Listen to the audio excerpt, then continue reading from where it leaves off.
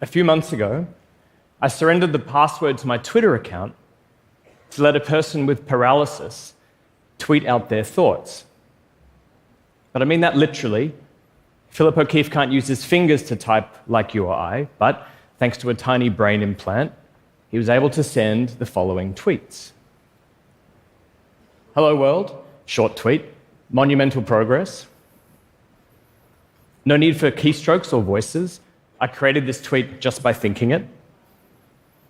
My hope is that I pave the way for people to be able to tweet through thoughts. Phil. Now, you might be thinking there are some people out there who should not be allowed to tweet directly from their brain. I agree. But for people with paralysis and disability, this technology can be life-changing. I'm very excited to introduce you to Philip and Rodney. They both have a neurodegenerative disease called ALS. It means they can't move their hands or speak clearly. But they can now text thanks to a brain-computer interface, or BCI. They will fill up brain signals up on the screen. They're connected to their computers via Bluetooth. The device is fully internalized, invisible to the outside world, and they learn to control the keyboard with clicks directly coming from their brain. Now, BCIs conjure up images of science fiction like The Matrix, with a cable jacked up into your brain through a hole in your skull, but I'm here to show you that the future can be much more elegant than that. So we got this group chat going, which I thought was a great idea until they started roasting me about the TED Talk, which they found hilarious. Thanks for the vote of confidence, guys. Bloody Australians. Now, you can see it's still quite slow for them to type this way, but this is like dial-up speeds at the beginning of the internet. This is a new Moore's law. We're just getting started.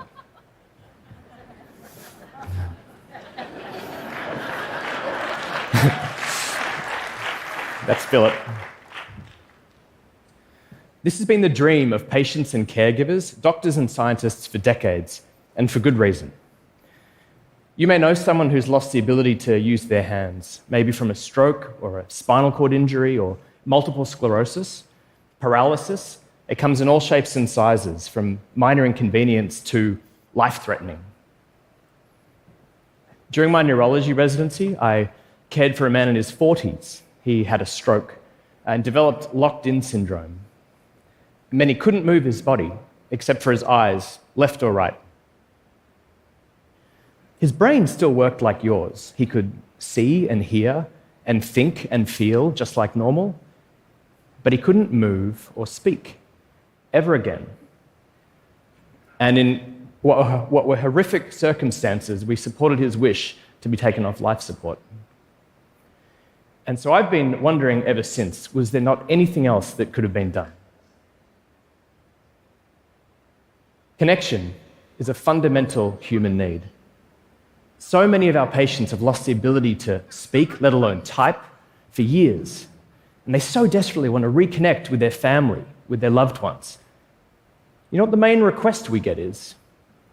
Text messaging. And then email, control over their smartphone, and, shock horror, social media. We've been speaking so much lately about the flaws of these technologies, but for people with paralysis, this is a return to life. The BCIs make all of this possible. Now, part of the problem has been that BCIs typically require invasive surgery. This is the Utah array. This is designed similarly to all other BCIs currently under development, which require drilling needles directly into the brain. Now, this has been the basis of critical fundamental research over the last 20 years, and the early proof that this technology really can perform. But for patients, it means open brain surgery, which involves cutting through the skull with a saw. And there are only about 150 functional neurosurgeons in the US that can perform this procedure. Apart from the fact that the recovery is tricky, the brain doesn't really like having needles put into it. It develops this foreign body tissue rejection immune reaction over time. So I've been wondering, is there any other way into the brain? And there is. A secret back door. The blood vessels are the natural highways into the brain. These are hollow tubes that connect every corner of the brain. The largest vein at the top there is right next to the motor cortex, the exact part of the brain that we want to connect to restore control to the outside world. How cool is that? Now, we already know how to travel through the blood vessels. We've been doing it for 40 years, mostly going to the heart. If anyone here today has had a heart attack, there's a pretty good chance you've had a stent.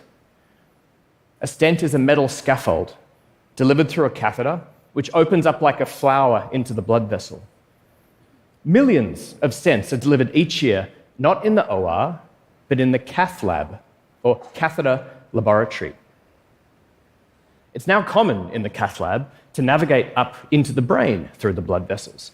And there are 2,500 physicians who can now navigate their way up into the brain. But what's really amazing about this is that for BCIs, we already know that devices can be left inside a blood vessel, cells grow over it, incorporate it into the wall like a tattoo under the skin, and we're protected from that immune reaction. This is part of the reason why our team became the first in the world to receive a green light from the FDA to conduct clinical trials of a permanently implanted BCI.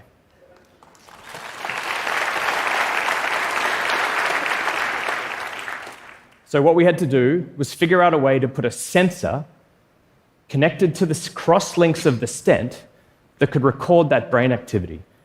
To do that, we had to do a complete overhaul of stent manufacturing. This is the end result. I think it's very beautiful. Then, connect it to a cable which brings the information out of the brain and do it all in a way that it can be delivered in the cath lab.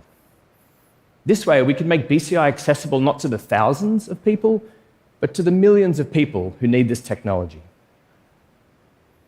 So, it wasn't easy. It took us 10 years, but I'm very excited to show you guys. We called this the Stentrode.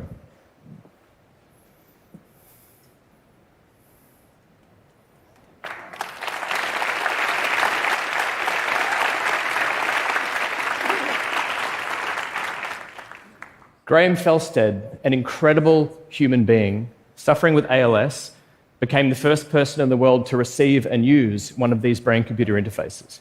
And he has very generously offered you, the world, the chance to see what it looks like inside his brain. Would you like to see?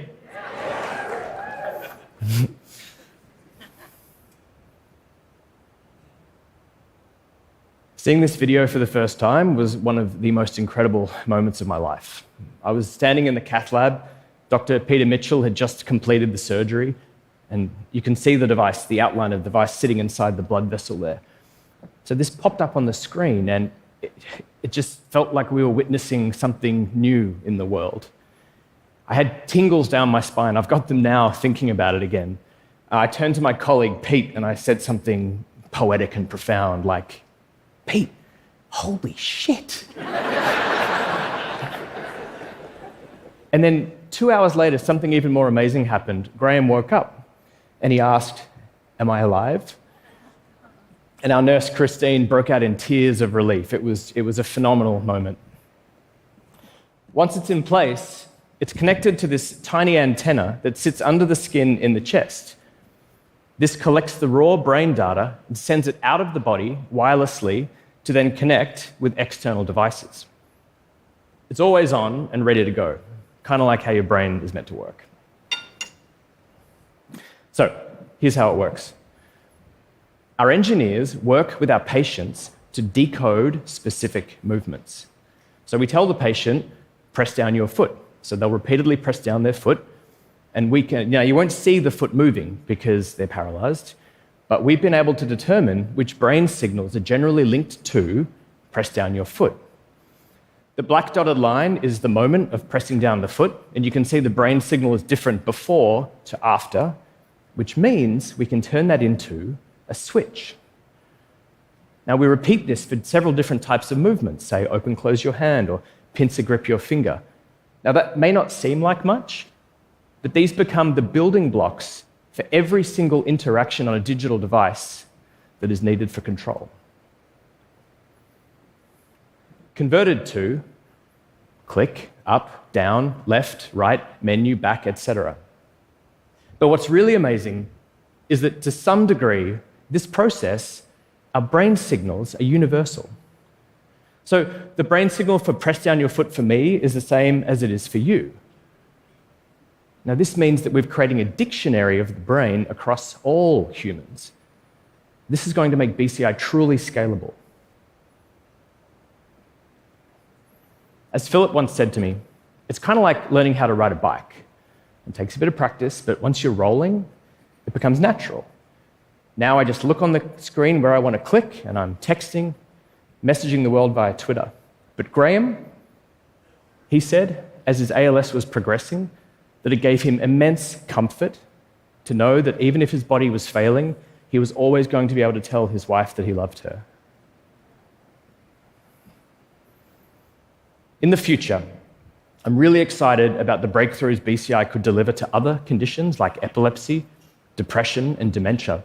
But beyond that, what is this going to mean for humanity? What's really got me thinking is the future of communication. Take emotion. Have you ever considered how hard it is to express how you feel? You have to self-reflect, package the emotion into words, and then use the muscles of your mouth to speak those words. But you really just want someone to know how you feel. For some people with certain conditions, that's impossible.